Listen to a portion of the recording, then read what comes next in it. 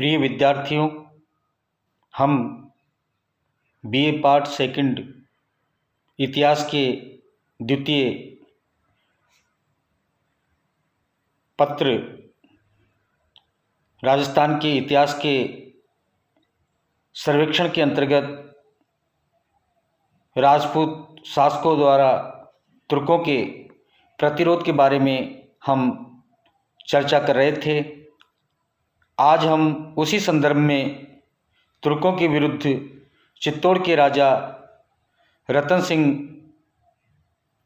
के प्रतिरोध के बारे में आपसे चर्चा कर रहे हैं। रतन सिंह रावल समर सिंह का पुत्र था।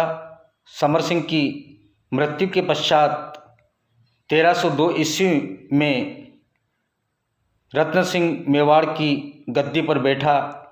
एक वर्ष बाद ही 1303 ईस्वी में राणा रतन सिंह को अलाउद्दीन खिलजी के आक्रमण का सामना करना पड़ा।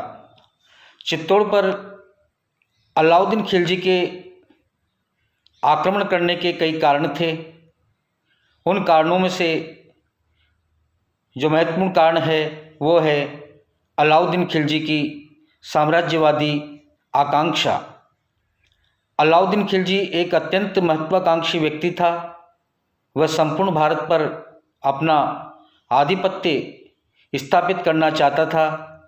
वह राजपूताने के स्वतंत्र राज्यों पर भी अधिकार कर लेना चाहता था। इसी अभिप्राय से उसने चित्तौड़ पर अधिकार करने का निश्चय कर लिया। दूसरा जो कारण माना जाता है अलाउद्दीन खिलजी द्वारा चित्तौड़ पर आक्रमण करने का, वह है चित्तौड़ का सामरिक महत्व। चित्तौड़ का दुर्ग सामरिक दृष्टि से बड़ा महत्वपूर्ण था। वह दुर्ग अत्यंत सुदृढ़ था, अपनी अभेद्यता के लिए विख्यात था। तुर्क सेनाएं अभी तक इस दुर्ग पर अधिकार करने में असफल रही थी। अतः चित्तौड़ जैसे सुदृढ़ और अभेद्य दुर्ग पर अधिकार करके अलाउद्दीन खिलजी संपूर्ण राजस्थान में अपनी सैनिक शक्ति की धाक जमाना चाहता था। तीसरा जो कारण माना जाता है अलाउद्दीन खिलजी का, वो है चित्तौड़ पर आक्रमण करने का चित्तौड़ का भौगोलिक महत्व। चित्तौड़ के दुर्ग की भौगोलिक स्थिति भी बड़ी महत्वपूर्ण थी। दिल्ली से मालवा, गुजरात तथा दक्षिण भारत की ओर जाने वाले मुख्य मार्ग इसी प्रदेश के पास से गुजरते थे। अतः मालवा, गुजरात तथा दक्षिण भारत को जीतने के लिए अलाउद्दीन के लिए चित्तौड़ पर अधिकार करना अत्यंत आवश्यक था। चौथा जो कारण माना जाता है वह है मेवाड़ की बढ़ती हुई शक्ति। अलाउद्दीन खिलजी के समय में चित्तौड़ गोहिलों की शक्ति का प्रमुख केंद्र बना हुआ था।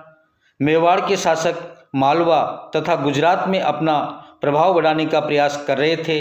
अतः मेवाड़ की बढ़ती हुई शक्ति अलाउद्दीन खिलजी के लिए चिंताजनक थी। अतः अलाउद्दीन खिलजी ने मेवाड़ की शक्ति का दमन करने के लिए चित्तौड़ पर आक्रमण करने का निश्चय कर लिया। पांचवा जो कारण माना जाता है वह है प्रतिशोध की भावना।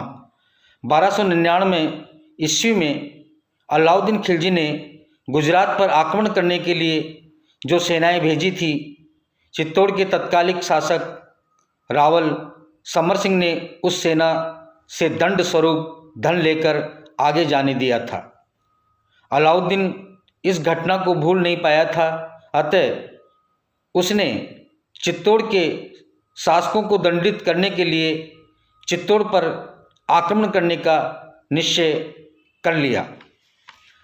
एक अन्य कारण और माना जाता है अलाउद्दीन खिलजी द्वारा चित्तौड़ पर आक्रमण करने का, वो है रानी पद्मिनी को प्राप्त करने की लालसा। कुछ इतिहासकारों की मान्यता है कि चित्तौड़ के शासक राणा रतन सिंह की सुंदर रानी पद्मिनी को प्राप्त करने के लिए अलाउद्दीन खिलजी ने चित्तौड़ पर आक्रमण किया था। रानी पद्मिनी अपने सौंदर्य के लिए विख्यात थी। अतः अलाउद्दीन ने इस अपूर्व सुंदरी को प्राप्त करने के लिए चित्तौड़ पर आक्रमण करने का निश्चय किया, परंतु अधिकांश इतिहासकार इसे आधारहीन बताते हैं। अब आता है अगला जो बिंदु, वो है आक्रमण की घटनाएं। अमीर खुसरो के अनुसार अलाउद्दीन खिलजी ने 28 जनवरी 1303 ईस्वी को एक विशाल सेना के साथ दिल्ली से प्रस्थान किया और चित्तौड़ के निकट पहुंचकर गंभीरी तथा बेड़च नदियों के बीच स्थित एक टेकरी पर अपना शिविर स्थापित किया। अपनी सेना को 2 भागों में बांटकर उसने दोनों दिशाओं से दुर्ग को घेरने का कार्य शुरू किया। राजपूतों ने खिलजी सेना का वीरतापूर्वक मुकाबला किया और 2 महीने तक शाही सेना कोई सफलता प्राप्त नहीं कर सकी। इसके बाद सुल्तान ने दुर्ग की दीवार के पास ऊंचे ऊंचे चबूतरे बनवाए और उन पर पत्थर तथा प्रक्षेपास्त्र फेंकने वाले यंत्र लगवाए। इनकी सहायता से किले की दीवारों पर भारी पत्थरों से प्रहार किए गए, परंतु इनसे दुर्ग की दीवारों को किसी प्रकार की हानि नहीं पहुंची। दुर्ग का घेरा 8 माह तक चलता रहा। इस अवधि में सिसोद का सामंत लक्ष्मण सिंह अपने 7 पुत्रों सहित किले की रक्षा करता हुआ वीर गति को प्राप्त हुआ। चित्तौड़ के दुर्ग पर अलाउद्दीन का अधिकार। दीर्घकालीन घेरे के कारण दुर्ग के अंदर खाद्य सामग्री का अभाव हो गया था। जब चारों ओर सर्वनाश के चिन्ह दिखाई देने लगे और शत्रुओं से बचने तथा दुर्ग की रक्षा की कोई आशा न रही, तो राजपूत महिलाओं ने जौहर रचाया और रानी पद्मिनी तथा हजारों राजपूत स्त्रियों ने चिता में जलकर अपने प्राण त्याग दिए। इसके बाद राजपूत सैनिकों ने केसरिया बाना धारण किया और दुर्ग के द्वार खोलकर शत्रु सेना पर टूट पड़े। रावल रतन सिंह तथा हजारों राजपूत सैनिक लड़ते हुए वीरगति को प्राप्त हुए। इस प्रकार घमासान युद्ध के पश्चात 26 अगस्त 1303 ईस्वी को चित्तौड़ के दुर्ग पर अलाउद्दीन खिलजी का अधिकार हो गया। अलाउद्दीन की आज्ञा से 30,000 हिंदुओं को मौत के घाट उतार दिया गया। अनेक भवनों एवं मंदिरों को ध्वस्त कर दिया गया। अलाउद्दीन खिलजी ने चित्तौड़ का शासन अपने पुत्र खिज्र खां को सौंप दिया तथा चित्तौड़ का नया नाम खिजराबाद रखा। खिज्र खां कुछ वर्षों तक चित्तौड़ में रहा, परंतु सिसोदा के सामंत हम्मीर ने उसे चैन से नहीं बैठने दिया। विवश होकर अलाउद्दीन ने खिज्र खां को दिल्ली बुलवा लिया और जालोर के शासक कानड़ देव के भाई मालदेव को चित्तौड़ का शासक नियुक्त कर दिया। परंतु सिसोद के सामंत हम्मीर ने मालदेव का विरोध करना भी जारी रखा और 1321 ईस्वी में मालदेव की मृत्यु हो जाने के बाद अंत में 1326 ईस्वी में हम्मीर ने चित्तौड़ पर अधिकार कर लिया और मेवाड़ में सिसोदिया राजवंश की नींव रखी।